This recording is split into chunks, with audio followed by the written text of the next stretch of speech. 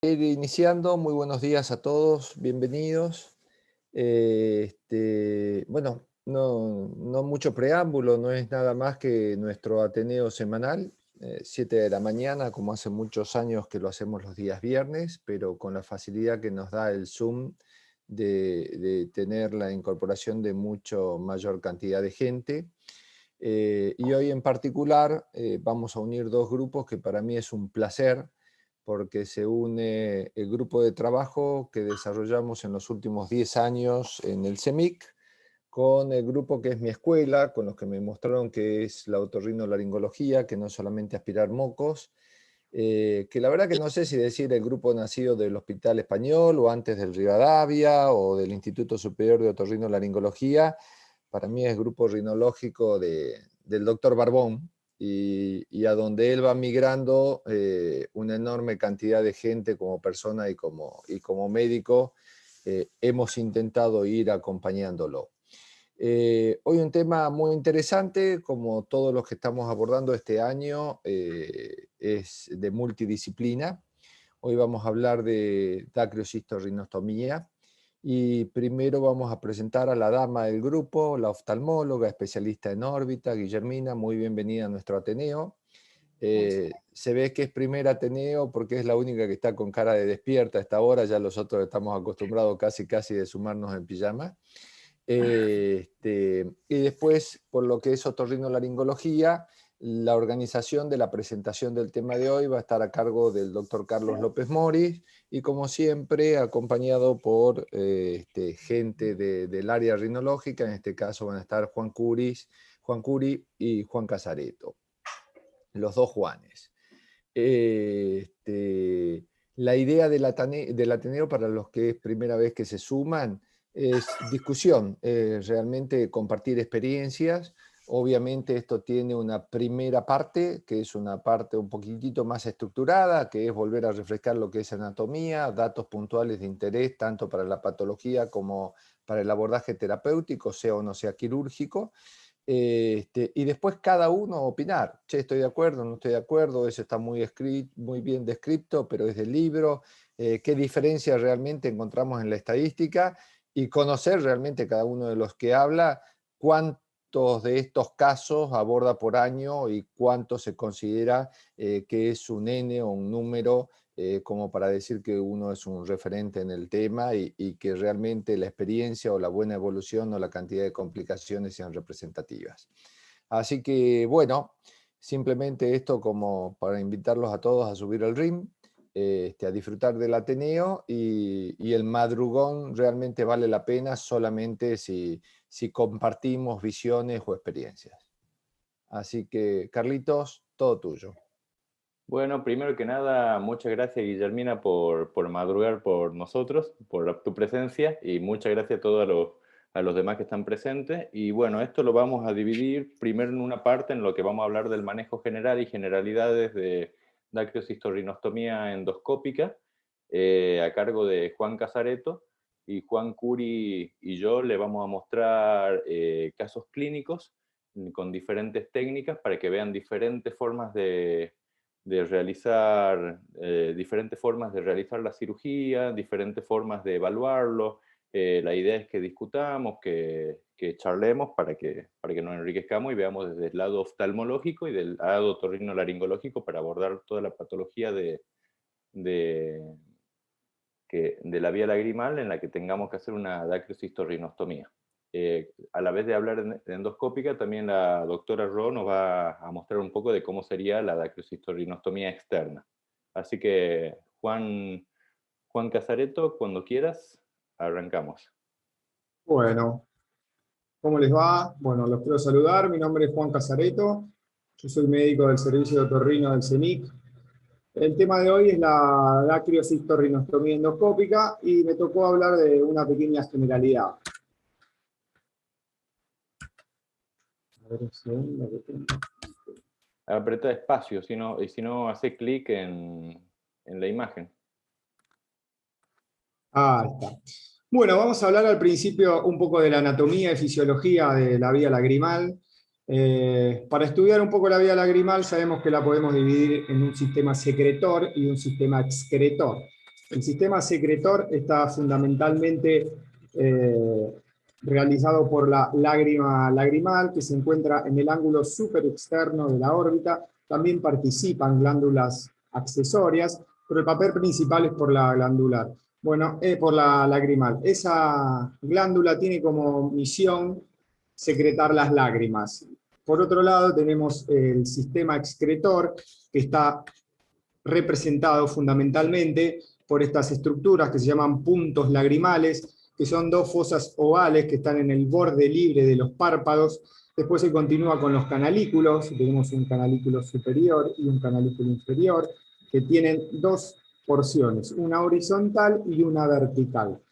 Luego continuamos con el canal común, y después llegamos al saco lagrimal. Ese saco lagrimal se encuentra apoyado en una fosa lagrimal que está compuesto por la rama ascendente del maxilar superior y el unguis. Mide alrededor de unos 11-12 milímetros y se continúa con el conducto lacrimonasal, que como ya sabemos desemboca en el meato inferior por debajo del cornete inferior. Tiene una gran cantidad de válvulas, pero las más importantes son la válvula de Rosenmüller, que lo que une es el canal común y el saco, y la válvula de Heffner, que lo hallamos en su desembocadura a nivel de la nariz. Con respecto a la irrigación, sabemos que principalmente está dado por la arteria oftálmica y sus ramas, ¿sí? Tenemos una rama lagrimal que se encarga de irrigar a la glándula, y después tenemos arterias palpebral superior e inferior que forman un rico plexo para lo que es el saco y el conducto. También tenemos la arteria angular, que es rama de la facial, y también tenemos la infraorbital, que es rama de la maxilar interna. Lo que es la inervación está dado fundamentalmente por la parte sensitiva, está dada fundamentalmente por la rama de B1, también el infraorbitario, ¿sí?, que es rama terminal del B2, participa en lo que es la parte sensitiva, la parte motora es dada por la facial, y también sabemos que recibe fibras simpáticas y parasimpáticas. Bueno, hablando un poquito ahora de la fisiología, sabemos que la glándula puede generar en el día más o menos unos 10 microlitros de lágrimas. Esas lágrimas por lo general se ubican y se estacionan en lo que es el canto interno. ¿Cómo sería un poco la eliminación de esas glándulas? Hay varios mecanismos, puede ser por evaporación, puede ser por gravedad, puede ser por capilaridad. Bueno, el más importante es el mecanismo de bomba, ¿sí? Sabemos que al cerrar los párpados, esto genera movimientos en los canalículos que generan presión negativa, y vemos que las lágrimas se van transportando desde lo que es el ojo a los canalículos. También el sáculo, por estos movimientos de los párpados, se llenan de presión negativa y vemos cómo se van desplazando hacia lo que es el conducto lacrimonasal. También observamos que puede ser por absorción, es decir, el epitelio participa de este fenómeno, y por expulsión intraluminal. ¿Sí? Vemos que el saco está formado, está rodeado de un cuerpo cavernoso que también genera un equilibrio, un movimiento de expulsión para lo que es la lágrima. Bueno, la fisiopatología es bastante sencilla, ¿no? Se produce una estrechez, se produce también un bloqueo de lo que es la vía lagrimal en alguna parte de su recorrido. Eso hace que ese drenaje se vea interrumpido y se acumulen lágrimas en lo que es el ojo. Las causas son varias, ¿sí? Hay gran cantidad. Las más comunes es la inflamación, ¿no? Sabemos que la inflamación de la vía, tanto del conducto como del saco, genera una especie de tejido fibroso que favorece esta obstrucción. Infección, sabemos que infecciones nasales por continuidad pueden afectar la vía lagrimal. La presencia de cuerpos extraños, pueden ser cuerpos extraños endonasales, o cuerpos extraños que lo que hacen es obstruir los puntos, ¿sí? Y el rímel creo que es muy conocido en eso. También tenemos traumatismos nasales, neoplasias que pueden ser rinosinusales o, por qué no, neoplasias del saco y del conducto, enfermedades sistémicas como la granulomatosis de Wegener, como la sarcoidosis, bueno, iatrogénicas en el marco de una cirugía endoscópica rinosinusal, en una cirugía plástica, en un abordaje a la órbita, bueno, se puede producir una lesión del conducto. Y después vemos congénitas, ¿no? Al nacer hay un gran porcentaje de chicos que nacen con una membrana obstruida que con el correr de los meses puede abrirse. Sin embargo, si vemos que eso no se hace en forma espontánea, se puede canalizar la vía y de esa forma romper esa membrana, y si continúa, bueno, se resuelve de más grande y es posible hacer una dacriocistorrinostomía a ese paciente. Sabemos que todas estas causas, vamos un poquito para atrás, sabemos que todas estas causas pueden generar una infección y una inflamación de lo que es la vía, produciendo una dacriocistitis. Este saco se inflama, se desplaza, puede generar un pliegue en el común, y eso hace que se acumule gran cantidad de líquido dentro, que se manifiesta como una tumefacción a nivel del ángulo interno del ojo. Bueno, puede expulsarse formando un dacriocele, ¿sí? No nos olvidemos también que esta dacriocistitis puede ser una causa de lo que es una celulitis orbitaria, por eso debe ser tratada. Y genera muchas veces una secreción que se exterioriza produciéndose un dacriocele. Bueno, ¿cómo se nos presenta a estos pacientes? Van a tener epífora, supuración, tumefacción, como habíamos hablado, producto de esta dacriocistitis, dolor ocular y conjuntivitis. ¿Cómo es la evaluación del paciente? Bueno, la evaluación del paciente, como sabemos, va a estar realizada generalmente por nuestros compañeros los oftalmólogos. Por eso es importante el trabajo en equipo, por eso es importante la buena comunicación entre ambos. ¿Sí? Sabemos que la puerta de entrada al sistema de salud con este tipo de pacientes es por ellos, ¿sí? Entonces es importante una buena anamnesis. Bueno, a veces las anamnesis nos sirven para realizar diagnósticos diferenciales, preguntarle al paciente si tiene algún síntoma rinológico. Hay cierta medicación, calculo que por lo que leí para la hipertensión ocular puede haber algún tipo de medicación que puede generar alguna obstrucción de la vía. El antecedente de quimio, radioterapia también puede obstruir un poco esa vía. La presencia de epistaxis unilateral o rinorrea purulenta, bueno, nos apuntan más a algo rinológico. ¿Cómo realizamos la exploración física? Bueno, por un lado tenemos la exploración ocular, ver cómo es el movimiento de esos párpados que participan mucho durante este episodio. También podemos ver los puntos, cómo están, si son permeables. Se puede hacer un fondo de ojo, un campo visual. ¿Sí? Después tenemos la endoscopía. La endoscopía, bueno, corre por parte nuestra para observar bien lo que es la fosa nasal, los senos paranasales, la ventilación de ese paciente, el tamaño de los cornetes, si hay algún pólipo, el tamaño, cómo es la situación de ese tabique nasal. Hay una exploración funcional, sería otra pata de esta evaluación. Hay una gran cantidad de test.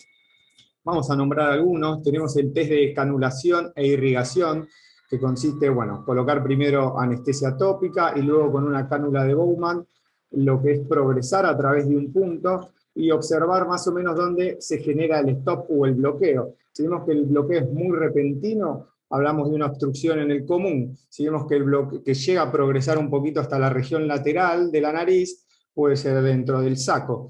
A este mismo test se le puede agregar la instilación de una solución salina, y de acuerdo a ver dónde refluye el agua, podemos sacar alguna conclusión, ¿sí? Si vemos que fluye hasta la nariz, bueno, es una vía permeable.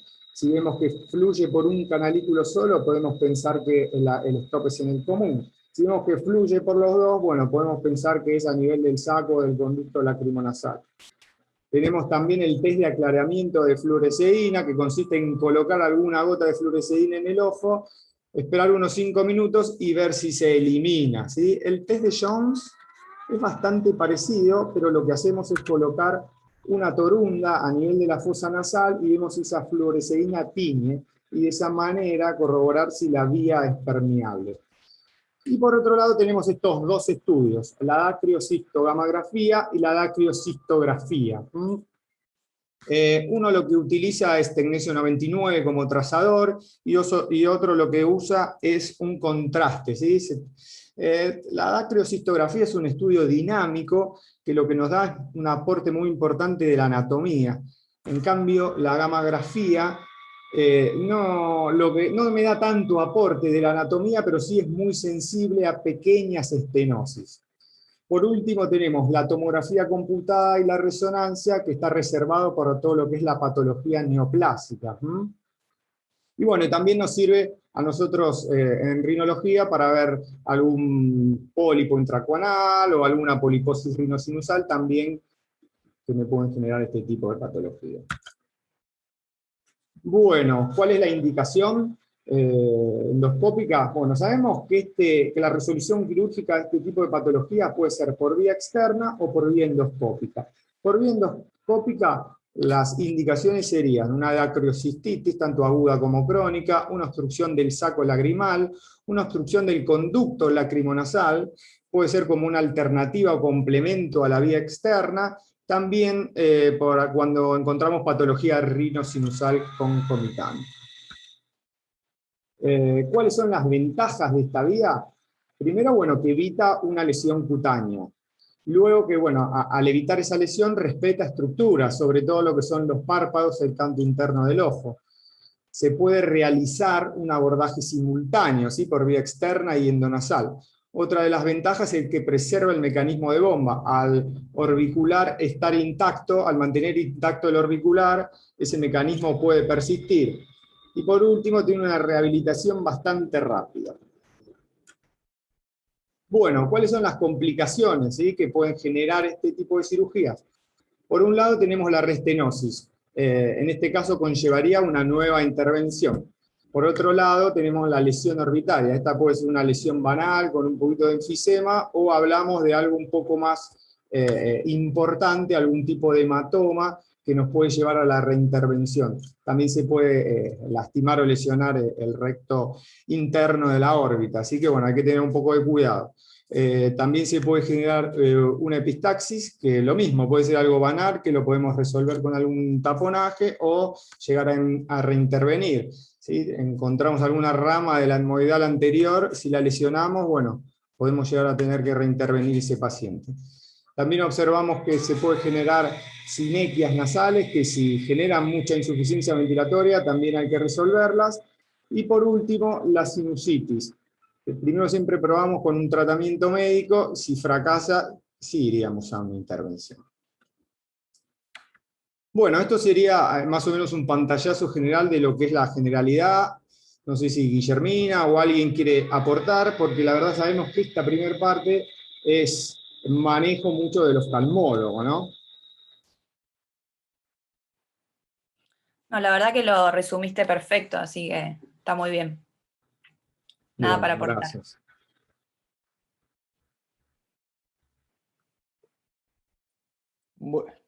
Bueno, ahora me toca a mí seguir ya con la parte más clínica, digamos, de los casos a presentar, y voy a presentar un par de casos de dacrocistosrinostomía endoscópica que vimos este año con el servicio.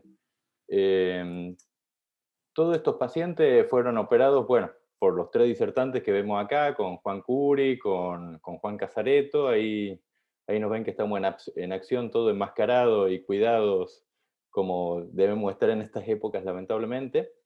Y bueno, vamos a empezar con el primer caso clínico, que es derivado por Guillermina Ro al servicio, que es una mujer de 30 años que empieza con una epífora viscosa del oído derecho de aproximadamente 2 meses de evolución.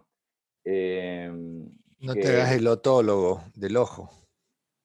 Del ojo derecho. No, esto lamentablemente siempre cuando vemos esto pensamos en oído, pero en este caso bueno, el ojo, que no estamos habituados nosotros los otorrinos. Como antecedente del ojo contralateral, la habían operado un coloboma congénito. En realidad, cuando uno ve espontáneamente, no tenía nada que llame mucho la atención en el ojo. Había tenido un par de conjuntivitis recurrentes los últimos 2 meses que cedían con tratamiento antibiótico, pero que volvía. Pero al apretar en la zona del saco lacrimal, vemos que tiene un reflujo y que tiene con cristales de oxalato de calcio, que siempre cuando nosotros vemos esa secreción viscosa en la epífora nos están hablando de un stop y de un stop en la vía lagrimal. Después de la evaluación del oftalmólogo, a descartar que el canalículo superior e inferior estén indemnes, y ya pensamos que es algo del saco lagrimal o del conducto lacrimonasal, procedemos a evaluar al paciente para hacer una dacrocistosrinostomía endoscópica. Nosotros siempre hacemos la evaluación en consultorio de la rinoscopía o la endoscopía nasal, y siempre la tomografía. En este caso vemos que, como habíamos dicho, del ojo izquierdo lo habían operado un coloboma, así que se ven ahí las alteraciones en la órbita producto de esa intervención, y también tiene una desviación de tabique hacia el lado izquierdo, contralateral a donde tiene la epífora, que en la misma intervención se puede resolver en el momento, que aprovechamos y lo resolvemos. No se ve otra alteración anatómica. Se puede ver acá un poco de aire en el párpado, pero nada que nos llame mucho la atención. Pero sin embargo, cuando ya procedemos a la parte de la cirugía, vemos en esta área, que es el área donde está ya el saco lagrimal, que está dilatado. Ven acá la axila del cornete medio, ven acá la zona del saco lagrimal, y donde tenemos que hacer la incisión para hacer el colgajo mucoso para rebatir, es a este nivel. Tenemos que ir bien arriba del techo de la fosa nasal, pasando más o menos medio centímetro de la axila del cornete medio, y hacer una incisión casi en la línea maxilares hacia atrás. Ahí empezamos a resecar la mucosa, a empezar a disecar la parte ósea y exponer el hueso. Y acá vemos también que acá ya saqué el unguis. Con una pinza de Kerrison de 45 grados empezamos a resecar todo el hueso de la línea maxilares para poder exponer el saco. Entonces empezamos a sacar ahí todo el hueso. Entonces lo puede hacer con Kerrison, se lo puede hacer con drills, se lo puede hacer con diferentes cosas, y ahí, bueno, ahí ya tenemos expuesto el saco. En este caso, cuando seguimos ampliando un poco la incisión, en ese caso vemos que ya empieza a salir ahí la secreción purulenta del saco lagrimal, que eso ya nos está indicando que accedimos a él. Acá lo ampliamos, ahí vemos que está el saco lagrimal abierto, y ampliamos la incisión hacia arriba para que quede permeable. Todo lo que es el colgajo mucoso de la parte de atrás lo sacamos. Acá estamos apretando el ojo. Esto es ager nazi, esto es saco lagrimal. Y vemos que sale esa secreción espesa que veíamos que le salía a la paciente. Resecamos un poco, como les decía, la mucosa para terminar de sacar todo. En este caso, la mucosa del colgajo lo rebatimos hacia la zona que habíamos sacado del etmoides, y ya no queda expuesto ager nazi, el saco lagrimal, y ya terminamos la cirugía.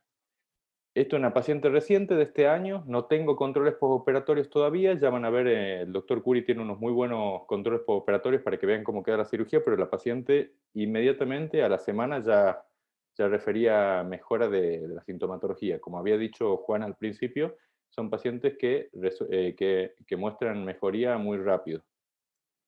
El segundo caso clínico es un paciente de sexo masculino de 48 años, que era un postoperatorio de una dacrocistosrinostomía externa por una dacrocistitis, que la operó Guillermina, y que, como ven, tenía una tumoración en el canto interno del ojo, que se dio con la intervención, en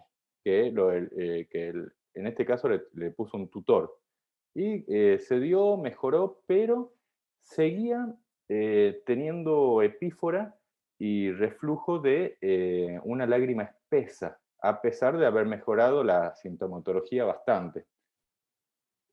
Así que lo empezamos a estudiar del área de otorrino, y vemos que cuando vemos las tomografías prequirúrgicas de la resección del absceso del saco lagrimal, vemos que además del saco lagrimal tenemos todo el compromiso del conducto lacrimonasal hacia abajo, que también está dilatado. Entonces, lo que se resolvió esta parte, pero probablemente lo que necesitamos resolver es también esta otra, que ¿por qué no puede haber mejorado esto? Porque el paciente presentaba una desviación septal ipsilateral. Entonces, en este caso, lo que tenemos que hacer es resolver todo. O sea, además de abrir el saco lagrimal y exponerlo, resolver la desviación septal. Entonces, en este caso, ya vamos a ver el abordaje del conducto lacrimonasal y del saco, pero con la resolución de la desviación septal. Guillermina le había hecho el drenaje interno por la nariz, pero van a ver que acá se ve la cicatriz de su incisión, que como tenía el desvío de tabique, no llegaba tan atrás, y teníamos que en realidad más atrás hacia el nivel del saco lagrimal. Acá ven la axila del cornete medio, este a nivel del saco lagrimal, y en este caso, con una punta de colorado, hacemos lo mismo que habíamos hecho en el anterior, de hacer el colgajo mucoso para rebatir la mucosa y exponer la porción ósea. Entonces hacemos la incisión, disecamos y rebatimos el colgajo. Ahí exponemos el hueso, ahí también ya sacamos el unguis.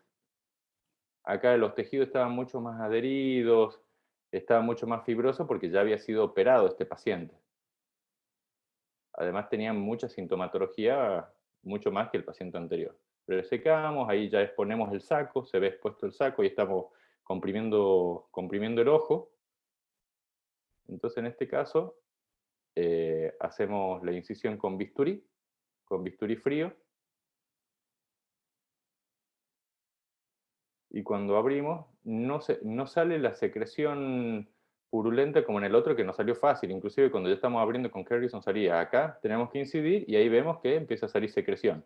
Como el paciente ya estaba operado, no sale mucha pus, sino que se ve una lágrima espesa y una secreción ahí purulenta. También purulenta barra citrina, no tan purulenta. Y ahí dejamos expuesto todo. Lo que en este caso hice es resecar toda la porción mucosa que sacaba el colgajo para dejar expuesto. Pero acá no se ve tan abierto y tan lindo como el anterior, ya que era un paciente, como le había dicho, operado. También resolvió rápidamente, y también un paciente de este año, por lo cual no tengo control endoscópico, pero ya van a ver, pero la verdad que resuelve muy, muy rápido, y ya van a ver para que vean ejemplos de controles postoperatorios cómo se ve. Bueno, eso es todo, y ahora pasamos con Juan Curi, salvo que alguien tenga alguna pregunta o aporte, o Guillermina quieras decir algo. No, en este caso, en realidad lo que este señor tenía esa dacriocistitis de varios años de evolución y estaba muy distorsionada la anatomía. No sé si podés volver a la foto de él. A ver, para.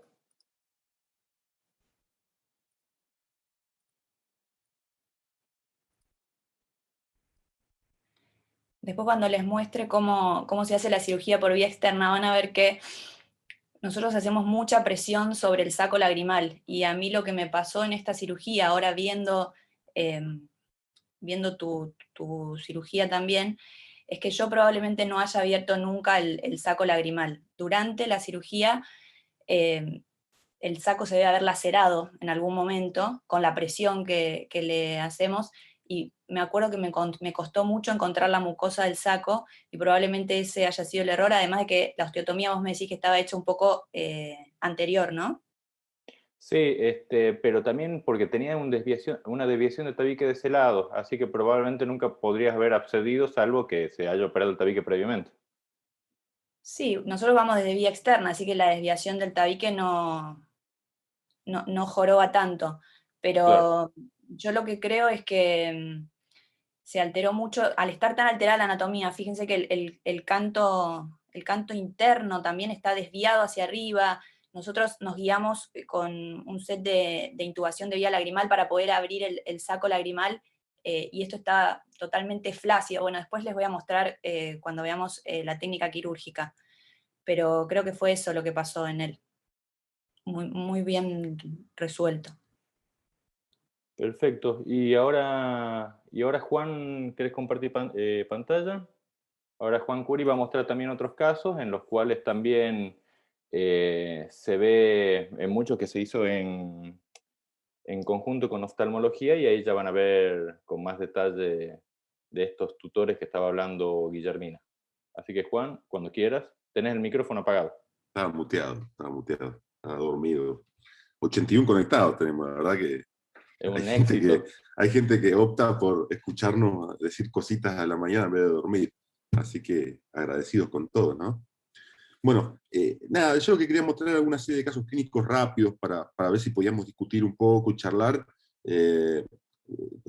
Me parece que el concepto que uno quiere mostrar acá es que la vía lagrimal por vía endoscópica la podemos abordar de varias maneras diferentes, utilizando alternativas diferentes. Por lo general anda muy bien, es una técnica bastante noble. Técnicamente para el rinólogo yo creo que es como bastante accesible, porque está delante de todo, no hay que sacar muchas estructuras, entonces nos permite de alguna manera hacer un trabajo en colaboración con oftalmo que es bastante interesante, ¿no? Varios de los casos que yo voy a mostrar muestran esa colaboración con oftalmo, ¿no? Vamos con el primer caso. El caso clínico número 1 era una paciente, una mujer bastante obesa, hipertensa. Los puse como antecedentes, no creo que tengan relevancia en lo que respecta a la patología. Varias de estas cosas del por qué y de cuáles son los factores predominantes, Guillermina seguramente va a ser mucho más clara que nosotros. Una paciente de 56 años de edad que tenía una epífora derecha de meses de evolución sin antecedentes infecciosos. Digamos, la paciente no refiere a haber tenido una acrecistitis, no refiere a haber tenido un traumatismo tampoco, nada. Empezó con epífora y punto. Y una epífora muy sintomática, una caída de la lágrima por la mejilla muy notoria. Entonces vamos al estudio que lo nombró Juan Casareto hoy, el cual yo sigo considerando que es el estudio más importante para evaluar la vía lagrimal, no solo para evaluar la vía lagrimal, sino para decidir la técnica endoscópica, porque nuestra técnica, como bien explicó Juan Casareto, está muy limitada a las obstrucciones del saco lagrimal y las obstrucciones de posacales, digamos, del conducto lacrimonasal. Cualquier obstrucción proximal de la vía lagrimal, si le hacemos una técnica endoscópica, vamos a fracasar. Si el paciente tiene canalículo superior, inferior, o canalículo común obstruido, o una obstrucción del saco muy proximal, la técnica nuestra no va a funcionar. Así que sin duda la dacriocistografía me parece el estudio de elección para poder ver, digamos, bien cómo está la patencia de esa vía lagrimal.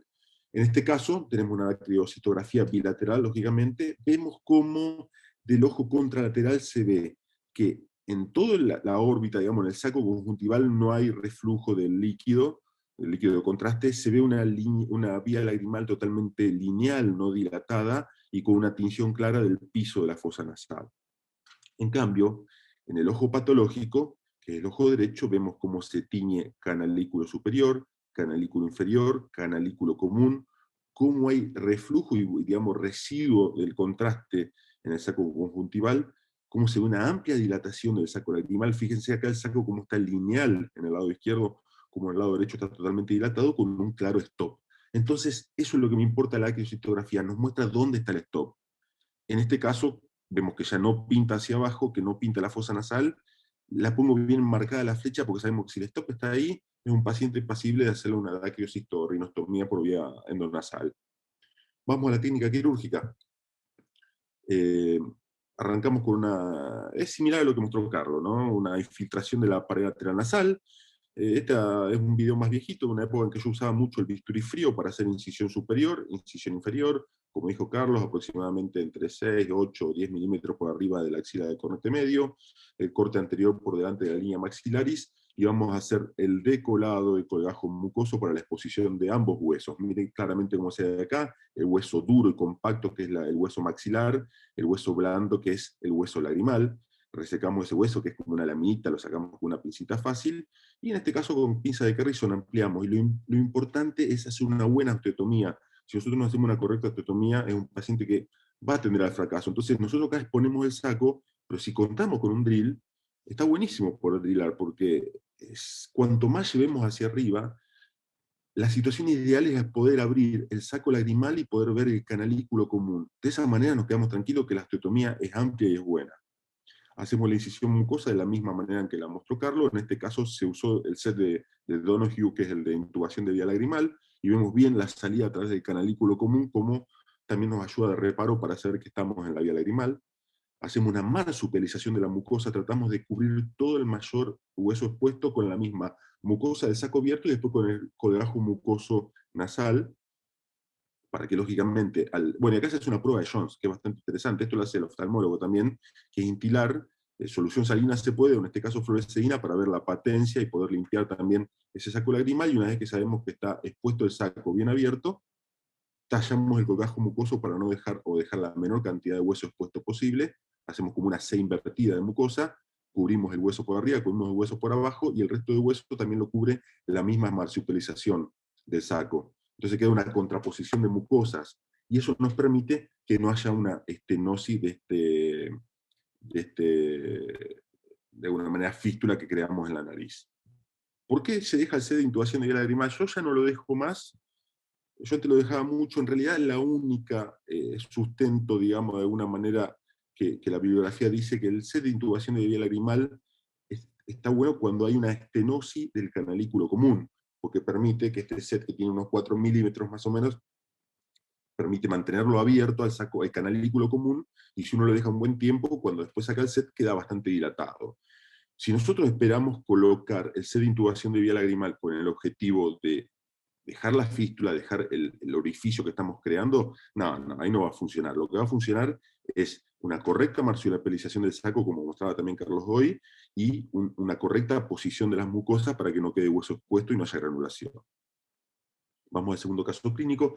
El segundo caso clínico es muy similar al anterior también, pero lo que tiene interesante, bueno, esta es una paciente femenina de 37 años de edad, sin antecedentes clínicos de importancia, que tenía una epífora izquierda posterior a dacrocistitis. Esto es lo que a mí me genera, por lo menos le pongo el signo de interrogación, que seguramente también Guillermina, cuando se habla de la fisiopatogenia, nos va a poder decir mejor. Es decir, la paciente hace una dacrocistitis y la paciente a partir de ahí empieza a hacer epífora del ojo izquierdo. ¿Es la dacrocistitis la que generó la epífora, o era el estancamiento o probablemente el enlentecimiento de esa vía lagrimal la que generó la dacrocistitis? Digamos que la patología ya estaba previa, y la dacrocistitis no deja de ser una manifestación inicial de una patología ya preexistente. Pero es un tema que, insisto, no me voy a poner a opinar, porque no es el tema que yo, digamos, No, es que así trato. como decís vos, probablemente ya tenía una obstrucción del conducto del lácrimo nasal y se manifestó con una dacrocistitis, pero el problema ya estaba. Claro, por eso digo, entonces, que sea posterior a la dacrio es entre comillas, ¿no? Y tenía un antecedente quirúrgico de una dacrioornizotomía externa, porque externa, de 6 meses antes de la consulta. Vamos a la cirugía. Perdón, dacrio, nuevamente acá se ve claramente vía lagrimal del lado derecho, nuevamente lineal, sin stop, sin tinción en el saco conjuntival, con tinción en el piso de la fosa nasal, vía lagrimal del lado izquierdo, dilatación franca del conducto, del saco lagrimal, stop a nivel del lágrimo nasal, claramente posacal. Ya cuando uno ve esto, cuchillo en la boca, porque sabe que lo vamos a poder hacer por vía endoscópica. Cómo se tiñe canalículo común, canalículo superior, canalículo inferior, que en este caso es el que está sondado, y cómo hay residuo del contenido hacia el saco conjuntival. Bien, es más o menos similar al anterior como se ve, y acá vamos a la cirugía. Es una cirugía que, también como mostró Carlos, una reintervención, siempre hay mayor fibrosis, hacemos el mismo flap, incisión inferior, incisión superior, exposición, en este caso, de la rama montante del hueso maxilar, y no hay unguis, porque el unguis ya se lo habían sacado en el abordaje previo. Entonces, yo creo que el concepto de la osteotomía amplia es lo que de alguna manera puede haber hecho fracasar esta vía externa, porque la técnica estaba bien hecha en realidad, pero quizás comer un poco más el hueso hacia arriba y exponer más el saco es lo que quizás nos va a permitir, o nos permite en este caso, que no haya una residuo de la patología. Exposición del saco, acá colaboración con el oftalmo, usando acá esta de sonda de Bowman, creo que se llama, dilatación de los puntos lagrimales, canalización. Y esto también nos sirve para hacer como carpita hacia el saco lagrimal. Sabemos que estamos en posición, y al empujar el saco lagrimal es más fácil hacer la incisión. En este caso, como vieron, se imaginarían por la dacrio que mostré y por la antecedente de la patología, contenido francamente purulento y abundante, se descomprime automáticamente ese saco, y después lo mismo, hacer la marsupialización de la mucosa. Es decir, antes yo hacía mucho marsupialización de la mucosa hacia posterior, hacia anterior. Hacia posterior ya no hago más, porque le voy a poner por contraposición la otra mucosa, así que está bueno hacia adelante cubrir el hueso, como en este caso, trayendo la mucosa hacia anterior, pero si hacemos que la mucosa posterior va a estar cubierta al hacer esa C invertida por el borde posterior del flap mucoso. ¿Mm? Entonces acá vemos una técnica donde podemos contar con un drill, donde podemos contar con la colaboración del oftalmólogo, donde usamos el set de Donoghue. Bueno, acá se termina de canalizar porque habíamos mostrado el inferior, se termina de canalizar el superior, pasamos el set hacia la nariz, colocación del set, y lo ideal cuando dejamos el set es dejarlo aproximadamente 30 días. Hay escuelas que dicen dejarlo 90 días. El paciente en un momento ya le empieza a molestar el canto del ojo y el tutor en la nariz, medio molesto. Acá mostramos un videíto al mes del postoperatorio cuando se sacó el set de intubación, como ya, digamos, si bien hay bastante todavía proceso inflamatorio, vemos que está generada la fístula. Si hacemos compresión sobre el canto interno del ojo, sobre el saco lagrimal, como empieza a descender la lágrima a través del mismo. Vamos a ver mejor. Ahí está, ahí se ve bien. Está bueno porque es fácil hacerlo en consultorio. Y un control a los 3 meses postoperatorio con fluoresceína. Creo que la fluoresceína la hicimos más que nada muy ilustrativo, porque con esta fístula que quedó comunicada es más que interesante cómo quedó.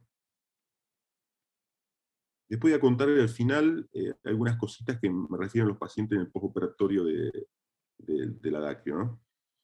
Y el último caso, este caso lo operé hace relativamente poco, es una paciente femenina de 27 años de edad que no tenía antecedentes ni clínico ni quirúrgico ni nada, que tenía una epífora derecha intermitente de meses de evolución.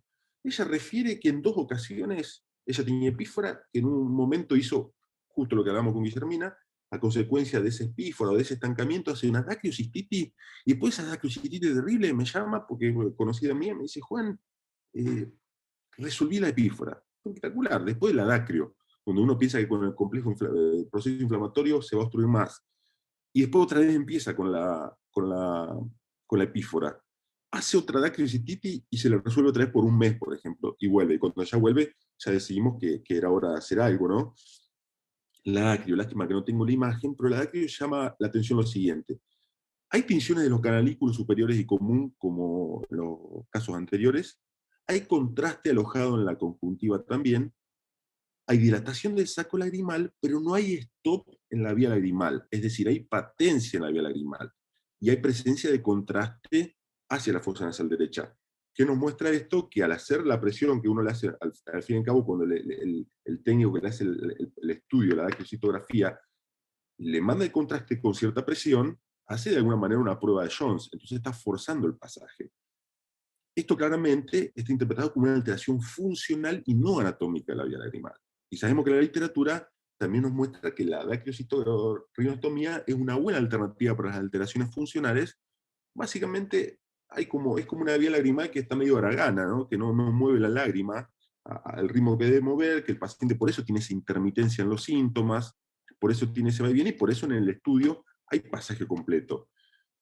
De alguna manera, el objetivo de la dacriorinocistostomía es, de alguna manera, acortar ese trayecto, hacer esa fístula, hacer como un bypass anterior, digamos, al anular la parte del conducto lágrimo-nasal y que, digamos, directamente la vía lagrimal finalice por delante del meato medio, donde está el saco lagrimal. Entonces, de esa manera, al acortar el trayecto, esa vía lagrimal haragana deja de molestarnos.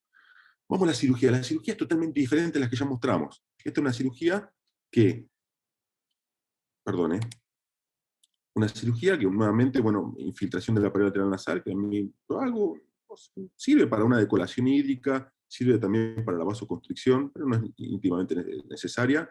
Acá hago la incisión superior, hacemos la incisión inferior, y lo unimos con la incisión anterior. En este caso, después vamos a ver, creo que nos fuimos un poquito hacia el anterior, y eso nos hace que quede más hueso expuesto. A veces hay que ser un poquito más conservador con el lavado del flap, pero nuevamente decolamos hasta encontrar el hueso grueso, que es la rama montante, y el hueso lagrimal adentro, ese hueso delicado que es muy fácil de comprobar. Rebatimos el colgajo y acá se ve el hueso lagrimal ya separado de la rama montante del maxilar. Ahí decolamos el hueso lagrimal, hacemos la resección del mismo, y nuevamente empezamos a hacer la osteotomía con Kerrison. ¿Qué pasó en este caso? El hueso era durísimo, durísimo, durísimo. No tenía drill, escoplo.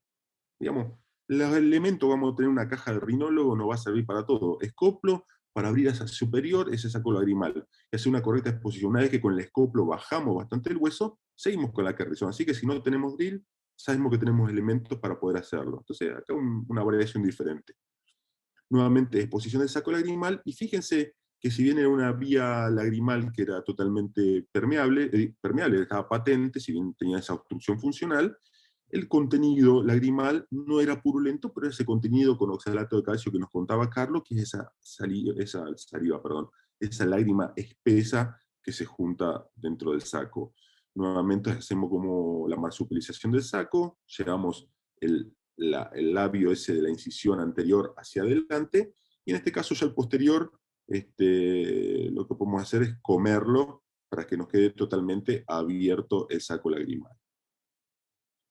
A posteriori, reposición del flap mucoso. Como ven, lo hice bastante anterior, entonces esto es un error porque esto nos puede traer hueso expuesto, y hueso expuesto trae granulación, la granulación nos puede traer sinequias, posicionamiento de la porción superior del flap, posicionamiento de la porción inferior, y acá huesito expuesto que mucho no nos gusta que nos haya quedado. Por suerte el paciente anduvo muy bien, y en el control postoperatorio, efectivamente, cornete inferior, tabique, cornete medio, sinequia, que no nos molesta para nada, entre el cornete medio y la pared lateral nasal, y fíjense cómo ese orificio, esa fístula grande que hacemos, quedó un orificio considerable haciendo la presión en el canto interno del ojo, vemos cómo sale la lágrima, pero cómo se achica, ¿no? Cómo por eso es tan importante la marsupilización y la conservación de la mucosa, para que eso no tienda a cerrarse. Así que bueno, estos eran los casitos rápidos que les quería mostrar. No sé si Guillermina nos quiere aportar algo, si los demás colegas quieren hacer alguna objeción de las técnicas o alguna complementación. A mí me pareció fantástico tus casos, Juan, porque son muy ejemplificadores, y tengo una gran duda que ojalá Guillermina nos pueda ayudar. El tema de la dacriocistografía es recontra complicado conseguir en algún lugar donde se haga. Estos dos pacientes que yo mostré para operar, estuve buscando en un montón de lugares para que se la pueda hacer. Y me decían que no la hacen, que no tienen un técnico que sepa, ni nada, entonces optamos por hacerlo así en la dacrio, pero realmente es de mucha utilidad. ¿Vos tenés algún lugar donde lo hagan, alguna recomendación al respecto? Yo me formé con Martín Devoto, y él no las usa tampoco. Nosotros usamos mucho más la irrigación de la vía lagrimal en consultorio, porque me brinda mucha más información, ver si el paciente traga, si refluye, qué material refluye, si refluye por el superior o por el mismo canalículo. La verdad es que yo no las hago, pero por ejemplo toda la escuela del Clínicas sí lo hace. El hospital de Clínicas es una opción, el hospital alemán yo creo que también la están haciendo. Esos dos lugares, en privado lo hace Diagnóstico Olivos, la hace, para que sepan, ¿no? Como dato. Guillermina, a mí es interesantísimo lo que vos decís, porque las técnicas de irrigación son fantásticas. Uno, si, por ejemplo, se sabe que si uno coloca y hay un stop duro, saben que hay una obstrucción del canalículo común, que si refluye por arriba, que si pasa la nariz, eso es fantástico. El otorrino no cuenta, salvo que lógicamente esté en el consultorio con un oftalmólogo, no cuenta con el conocimiento y la capacidad de desarrollo de las técnicas complementarias que tiene un oftalmo, y sobre todo no cuenta con la capacidad de resolución de la patología proximal. Entonces, yo creo que el otorrino, antes de hacer la daquionoscopia, que al fin y al cabo es la única que nosotros podemos hacer, todas las demás técnicas las pueden hacer solo ustedes, antes de hacer una daquio, para mí es fantástico poder hacer la dacriocistografía, porque nos va a mostrar topográficamente el stop. Porque si nosotros como otorrino llevamos, digamos, no va a faltar el colega que por ahí le gusta, viste, la avidez quirúrgica o la ambición, y llevar todas las dacrio, las epíforas a quirófano, y en muchísimas se va a llevar un fiasco terrible, porque el paciente no le va a resolver absolutamente nada. Entonces, para mí, el otorrino sería buenísimo que pueda hacerle, antes de hacer la dacriondoscópica, hacerle la dacriocistografía, a fin de poder ver topográficamente dónde está esa obstrucción, y no llevarse un chasco. Ahora, si sos oftalmólogo, fantástico, porque vos le haces la puntoplastia, le pones un vidrio, le pones el tubo de Jones, bueno, eso también lo podemos hacer los otorrinos, pero prefiero yo el tubo John que lo hagan ustedes, porque eso de andar metiéndome con la conjuntiva, lo he hecho, pero no está bueno. Eso, hacelo En el caso de Claro. CEMIC tenemos la gran suerte de tener a Guillermina, entonces podemos hacer una evaluación en conjunto, inclusive la mayoría de estos pacientes, por no decir todo, nos Todos. llegan a través de oftalmología, o así, salvo que nos llegue alguno directo, como por ejemplo un caso de un conocido, como decía, que dice, no, mira, tengo esto, y soy el otorrino, soy el primo, soy el hermano, y che, mira, tengo esto, y bueno, uno lo empieza a estudiar desde la ayuda que uno tiene como médico, pero en el caso de que uno no trabaje en equipo con oftalmología y tiene una decrecistografía realmente de utilidad, pero yo creo que lo mejor es el trabajo en conjunto, porque inclusive si después hay un stop superior o controles postoperatorio, complicaciones, inclusive para hacer los test para ver la permeabilidad, está bueno el oftalmólogo. O sea, para mí es fundamental. Es que nosotros aparte no tenemos ni siquiera instrumental para hacer, ni siquiera, se llama Bowman, es la que dilata el... Bowman, no, la Sí. que mostraste vos en tu video era un dilatador de punto lagrimal. Exactamente. Bowman es más como un alambrecito que se usa para ver en qué lugar está el stop. La Claro. bujía. Pero sí, eso era un dilatador de vía lagrimal y después se pasa el set de intubación de vía lagrimal. No sé si quieren que comparta el video por vía externa. Dale, Sí, sería sí, muy sí. Bastante instructivo. tiempo. Perfecto. Dale, dale. El ideal es que a las 8 cada uno ya pueda estar en su actividad, Ya pero estamos sin bueno, tiempo, entonces. dale adelante, Guillermina. El que se tiene que desconectar, lamentamos mucho que nos hayamos extendido un poquitito más, pero vamos a aprovechar la presencia de Guillermina. A ver si puedo.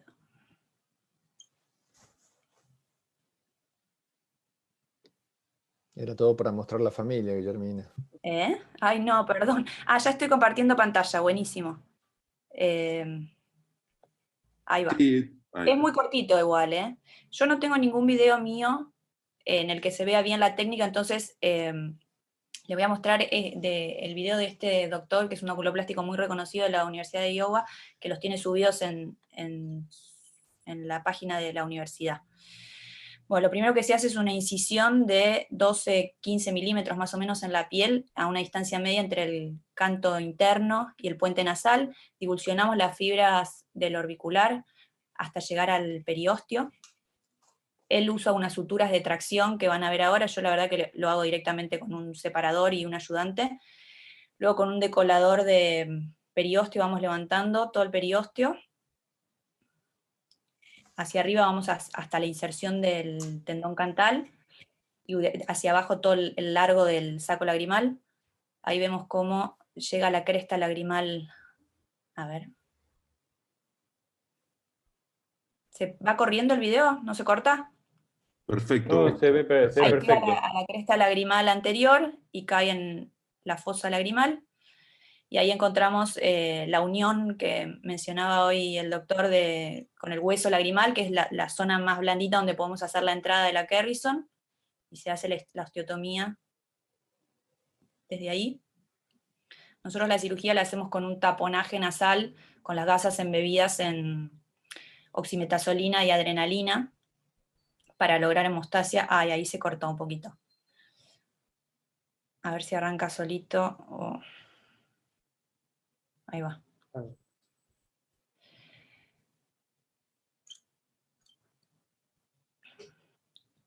Bueno, completamos también, importante lo que nombraban hoy, hacer una osteotomía amplia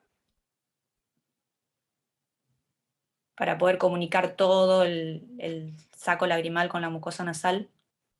Se corta, se ve no debo tener muy buena calidad de internet. Y usamos esta maniobra que nombraban hoy con el set de intubación de vía lagrimal, de hacer como una tienda de campaña en el saco lagrimal para ver dónde abrirlo. Esto es lo que yo pienso que en el paciente que mostró Carlos fue lo que me falló, porque estaba tan distorsionada la anatomía, tan estirados todos los tejidos que probablemente la apertura la haya hecho como en un neosaco que se generó cuando el mismo pus laceró el tejido. Se corta. Bueno, Sí, como ese paciente, viste que yo entro con el bisturí, empiezo a entrar de a poco, empiezo a subir hasta que en un momento veo que sale la secreción, pero si no, todo estaba muy fibrosado. Se ve que estaba muy alterado por toda esta decrecititis. La acrocititis la tenía esa crónica hace años, entonces había mucha fibrosis alrededor del saco. Bueno, se corta el video, no sé si se los voy a poder mostrar. Ahí está haciendo la apertura del saco, también una apertura bien amplia. Hacemos unas descargas laterales, de modo de hacer un flap posterior.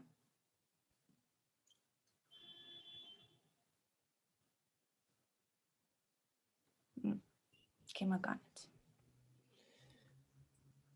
Bueno, lo paso porque no se los voy a poder mostrar. Después de esto se abre la mucosa nasal y nosotros lo que hacemos es suturar el flap de mucosa nasal al saco lagrimal. Y quería mostrarles rápidamente, contarles que la realidad es que en oftalmología también la dacrocistosrinostomía endoscópica está desplazando un poco a lo que es la vía externa. Este es un estudio que se publicó en la OPRS, que es como para los que hacemos la parte lagrimal en oftalmo, es una revista muy importante. Y es un estudio de que lo realizaron otorrinolaringólogos, donde publicaron 283 casos de dacrocistosrinostomías endoscópicas y demuestra una tasa de éxito muy similar a la dacrocistosrinostomía externa, con todas las ventajas que implica la vía endoscópica, que las nombraron ya hoy.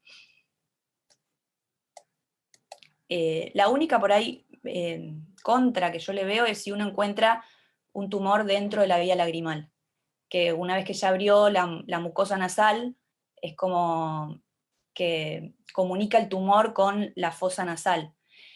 La vía externa tiene esa ventaja, que uno puede tomar una biopsia del saco y esperar la anatomía patológica y resolverlo en un segundo tiempo. Pero después yo creo que la patología esta a futuro, el gol estándar va a ser la vía endoscópica. Ya es, me parece.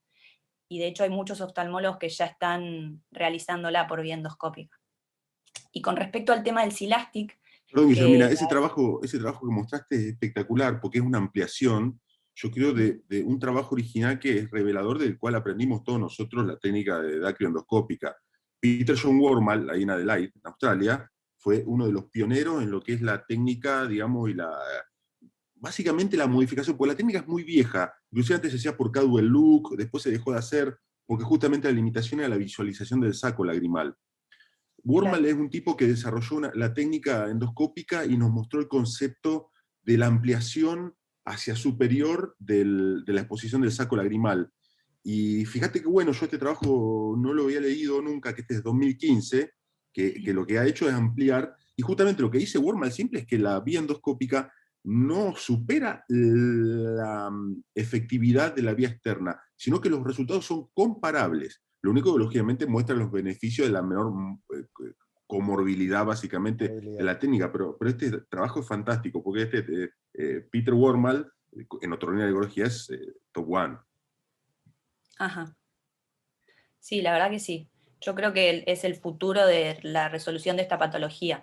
Y con respecto al tema del Silastic que hablábamos hoy, la intubación de la vía lagrimal, encontré este otro trabajo que se publicó en el 2009 en una revista brasilera de oftalmología. Ellos hacen dacrocistosrinostomía externa y comparan la intubación con la no intubación de la vía lagrimal. Siempre y cuando la patología sea en la vía lagrimal baja. Si tenemos algo en la vía lagrimal alta, ya es otra historia. Son todos pacientes que tenían patología en el conducto lacrimonasal.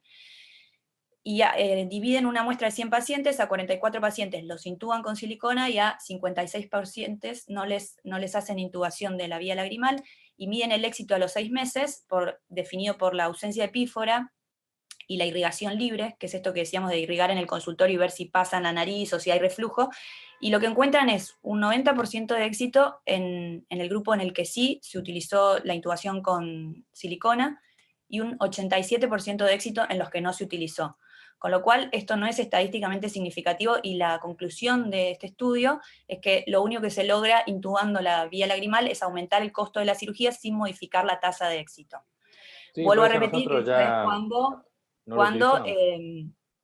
hablamos de una obstrucción del conducto lacrimonasal. Si hay estenosis de canalículos o de canalículo común, nos ayuda porque justamente dejarlo ahí varias semanas hace que se vaya distendiendo y favorece a tratar ese problema.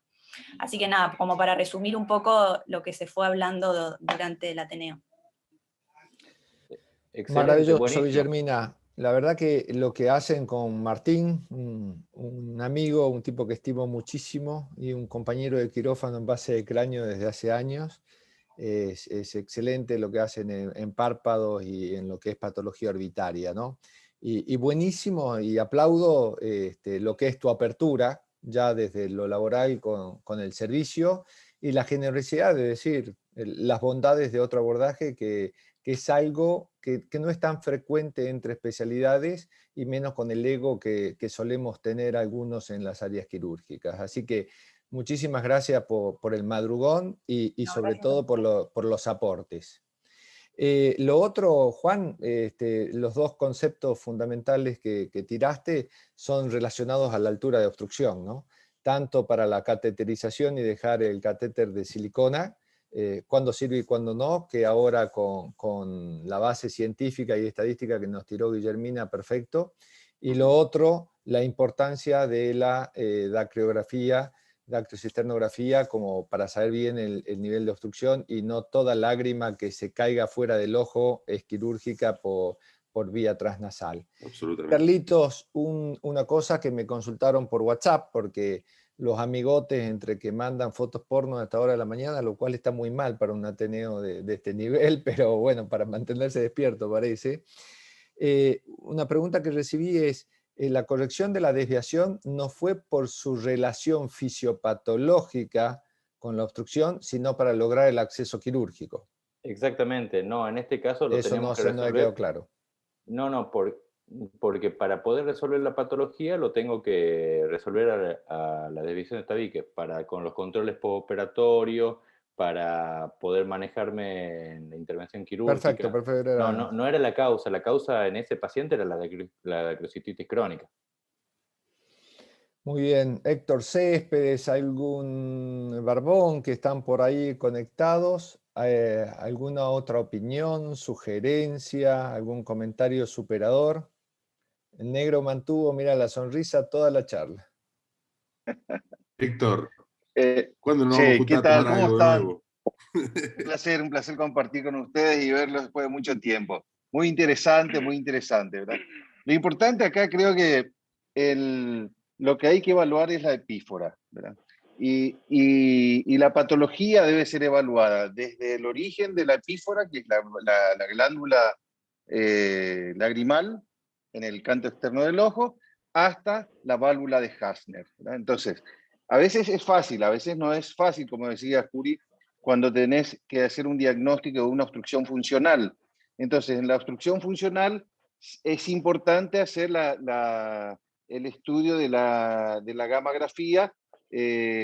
¿Por qué? Porque es un estudio más dinámico, es un estudio más fisiológico. Sin embargo, la dactilocistografía requiere una intervención con un gradiente de presión al colocar el líquido de contraste que a veces pueden cubrir una patología orgánica, ¿verdad?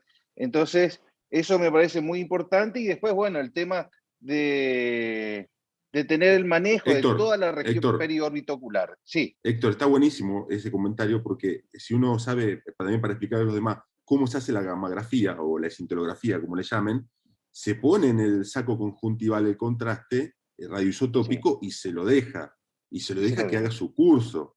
No se lo, Así entonces, mismo. eso, para ver las alteraciones funcionales no hay mejor técnica diagnóstica es bien fisiológica y se considera el gol estándar también, más que la dactilocistografía. Exactamente. Y es bien funcional.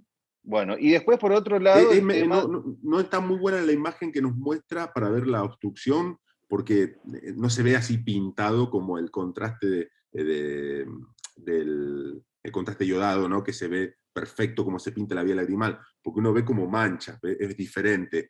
Entonces, para lo que es obstructivo, quizás no está tan bueno, pero para la alteración funcional creo que el gol estándar sin ninguna duda. Claro, pero en relación a dónde va nuestra especialidad, la otorrinolaringología, esta es un área que ya está siendo abarcada por los oculoplásticos, ¿verdad? No se olviden que la cirugía plástica facial ya desde hace muchos años forma parte de nuestra especialidad, y la evaluación de, digamos, el orbicular de los párpados, de la fuerza, de de la posición de la hendidura palpebral, todo eso forma parte de la fisiología y del sistema de drenaje del fin lagrimal, que genera un gradiente de presión. Entonces, todo eso debe ser evaluado, porque las patologías no solamente están en la obstrucción del conducto lagrimal o del saco del lagrimal o a nivel de los canalículos, sino también a veces uno tiene que evaluar toda la estructura superior, que es la fuerza motriz del músculo periórbito ocular de los párpados, la hendidura palpebral, y todo eso forma parte del abordaje de las vías lagrimales. Así que, y después en cuanto a la osteotomía amplia, me parece fantástico. A veces uno cuando tiene en las patologías que tienen muchas sinequias y mucha retracción y mucha esclerositis crónica de mucho tiempo, eso lo ideal sería ampliar esa osteotomía con la Kerrison o con el Drino o con un escoplo hasta la altura de la cruz común, como para tener una osteotomía amplia, de modo a que el drenaje sea fácil, porque a veces el problema es que nos quedamos cortos con la osteotomía y a veces vamos un poquitito para abajo. Entonces, la apertura de esa osteotomía siempre ayuda a solucionar la solución final. Así que muchas gracias por compartir, muy interesante. Bueno, y a todos, y terminando y siendo respetuoso con los horarios, ya alguno apareció ahí subido a los autos, otros entrando a quirófano, y todos tenemos que correr un poquito después de esto. Muchas gracias a los nuevos, a los viejos nuevos, como el doctor Héctor Céspedes, muy bienvenidos. La idea es que reorganizamos nuestro Ateneo semanal, que es por Zoom y son todos abiertos, pero el desafío es que los primeros viernes sean temas rinológicos. Y Guillermina, las puertas abiertas para vos con lo que necesites. Y a Martín, si te lo cruzás en estos días, mandale un gran abrazo de parte mía. Saludos. Muchas gracias a todos, la verdad que muy lindo, muy contenta de poder haber estado acá y aprendí mucho. Muchas gracias. Buen fin de semana, un placer. Bueno, Juanes, Carlos, gracias a ustedes por el laburo y la presentación. Buen fin de. Buenos días. Buen fin de. Gracias. Nos vemos. Chao.